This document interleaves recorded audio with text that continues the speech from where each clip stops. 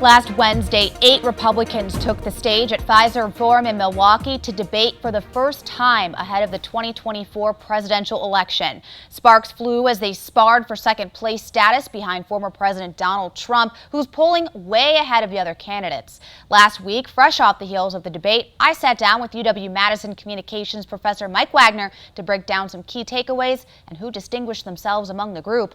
Then we look ahead to 2024. Here's that conversation. Following the debate of those 8 candidates on the stage, who at this point looks in the best position moving forward right now?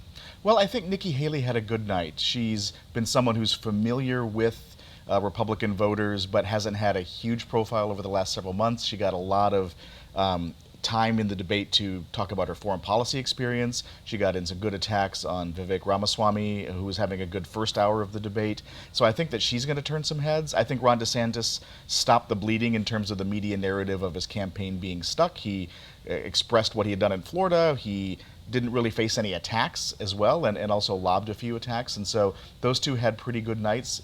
Former Vice President Pence had a better night than he often has in these kind of cattle call styles of debate as well. Well, Pence did have a win. You know, all the candidates, a little coaxing for Ron DeSantis, but they did all come out and say he did the right thing when it came to that 2020 election. And you know, as Pence said, choosing the Constitution. Right, choosing the Constitution over the president. That's yeah. right, and that was the right thing to do, and his fellow competitors agreed. Yeah, and I do want to talk about Nikki Haley for a second here, because she kind of voiced a point that a lot of other candidates really wouldn't touch, that a rematch between Biden and Trump may not go Republicans' way. I mean, right now we have Republicans really gunning for Trump, but when it comes to Biden versus Trump, I mean, do you think, as kind of Nikki Haley indicated, that Trump would be much too polarizing for another rematch like this? Most everybody already knows what they think of Donald Trump. He's not likely to persuade a whole lot of people over to his side. Now, if things happen in the country that are catastrophic for the economy or something like that, that would help whoever the Republican candidate is, including if it was President Trump. But it's not like he's able to persuade lots of new people to his side. He's been in 2 national presidential elections. He's lost the popular vote both times. And he lost last time by a larger margin. And so he has some work to do to persuade middle-of-the-road conservative voters that he's the right candidate.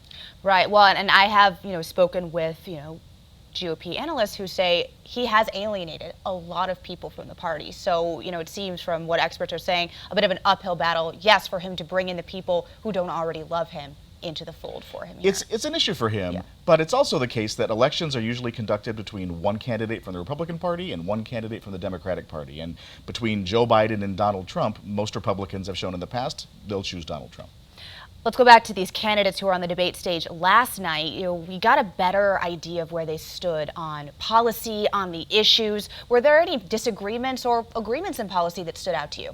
We saw some disagreement on the abortion issue. Now, everybody on the stage was pro-life, but there were disagreements about whether the federal government should be in charge of banning abortion or not. And so you had Nikki Haley making a more centrist argument, saying we shouldn't demonize women who choose that procedure, and we might leave this to the states, whereas you had other folks like former Vice President Pence arguing and favoring a 6-week ban on abortions at a federal level. And so there were some pretty big differences on that issue. There were differences about whether there should be a focus on Russia, Ukraine, or China, or the southern border. A lot of agreement about the importance of maintaining the southern border and its protections with respect to immigration.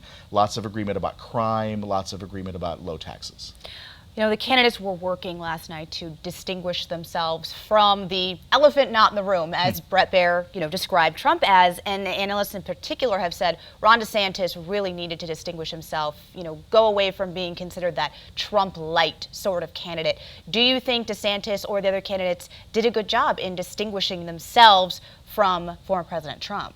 I think most of them are very different in style than former President Trump, and I think DeSantis highlighted how he's different in temperament and governing experience than former President Trump. I would say the person who looked the most like him was Vivek Ramaswamy, who has been highly positive about Trump on the campaign trail and behaved like Trump in the debate, regularly interrupting people, not stopping talking when it wasn't his turn, making kind of bombastic and sometimes outlandish claims. These are the sorts of things that Trump did, and he's really in that Trump lane, but of course, Donald Trump's running for president, and so I'm not sure where Ramaswamy is going to be grabbing votes. Well, that's what I was going to ask you about. If he is going to be a little bit on Trump's coattails here, and being almost too similar to Trump, would that even put him ahead? Or everyone's like, well, we have a Trump already that we like. So people haven't heard of him really until last night, and still most people still probably haven't heard of him. But he's likely to get a bit of a bump in the polls just by virtue of introducing himself and having a similar story to Trump in that he's an outsider and he's wealthy. And so he can make the argument, as Trump did in 2016, that everybody else on the stage is bought and paid for but me. And so Ramaswamy has a little bit of ground to gain there, but most of the people he might appeal to were already Trump supporters. And so I think many analysts wonder if he's auditioning to be vice president. Well, let's talk a little bit about what the former president did at the night of the debate. He was not there. Instead, he did an interview with Tucker Carlson that was posted on X, formerly known as Twitter. Do you think that hurt or helped the former president? I think in general it's probably a wash. His huge advantage in 2016 was when he was on television, he just sucked up all the oxygen in the room, and all of the other folks running for president got no attention, essentially. He ceded that during the debate and gave all of these folks, many of whom most folks haven't heard of, attention. And that's not something he normally does. Now, he was trying to divert people's eyes back to him on X, but not many people are on that platform to begin with, and those who are already know what they think of Trump. And so it probably didn't help him. He can't duck debates forever if he wants to be the party's nominee, but he can probably do it for a little while. Any final thoughts here, Mike, before we wrap up? Donald Trump can't avoid participating in debates forever. He's the most well-known person. He doesn't need to participate in some of these early on, but he can't duck these forever or he won't be taken seriously as a candidate. And so even though he missed the debate this week, he'll need to start participating soon. All right. Mike, thank you so much for the time. My pleasure.